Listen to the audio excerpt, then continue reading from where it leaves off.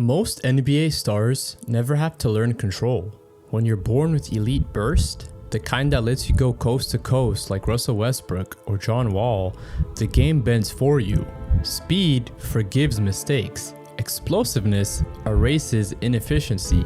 And honestly, if I had that gift, I'd lean on it too. But not everyone gets that luxury. Some players are forced to learn the game a harder way, not by overpowering it, but by mastering it.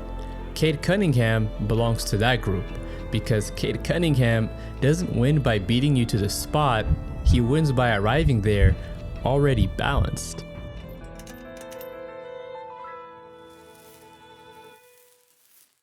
I got water to drink, I'm so lucky. Got light in my eyes, I'm so lucky. I got love in my life, I'm so lucky.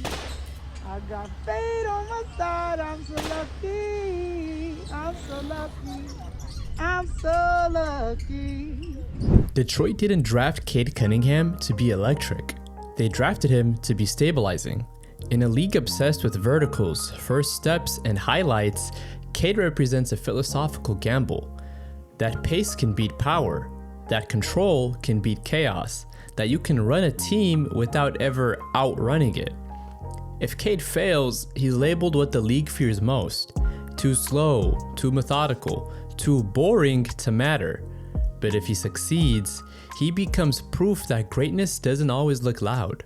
Sometimes it looks intentional. Cade Cunningham's defining skill isn't shooting, passing, it isn't even size, it's change of pace. Ja Morant explodes to top speed almost instantly. But once he's there, he's committed.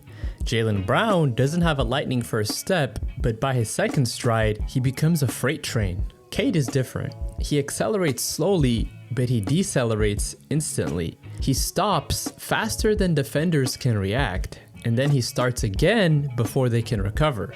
Basketball isn't track and field, it's closer to Formula 1. Speed matters, but agility and control matter more. Cade may not move faster than Ja, but Cade can slow down faster and re-accelerate quicker than Ja. That's why defenders lose their footing.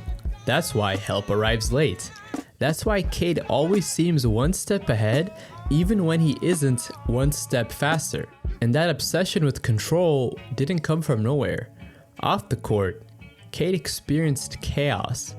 At 17, he moved away from his family for better basketball opportunities at Mount Verde Academy. He experienced death for the first time, 3 times over, and he found out he was becoming a father. Your daughter came when you were junior in high school? Junior in high school, yeah. That is insane. Hoop is done for me. You thought she was Bro, done? I thought it was done, bro.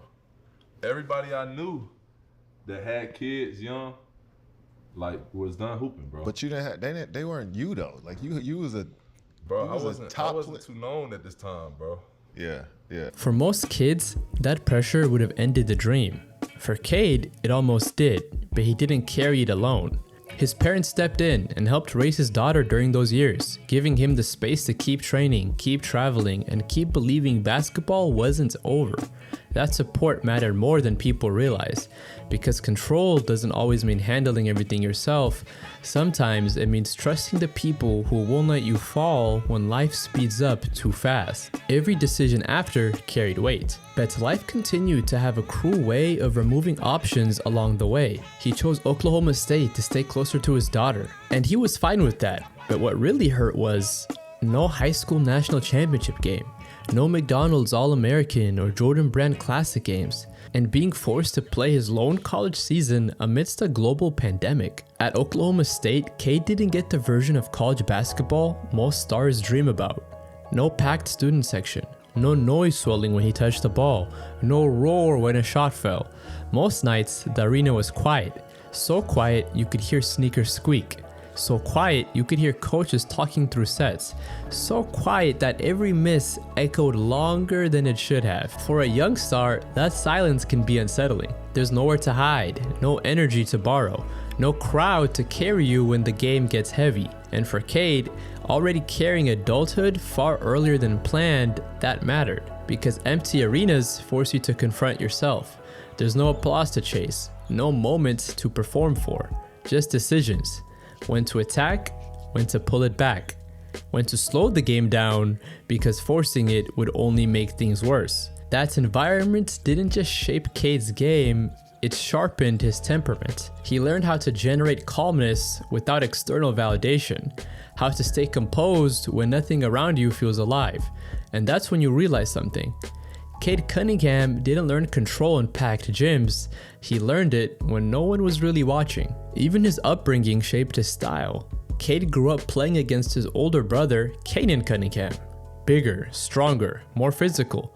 To compete, Cade didn't learn speed, he learned leverage, footwork, angles, contact, and control. People hear this and say, that sounds like Luka. And sure, there are similarities, but Cade isn't Luka.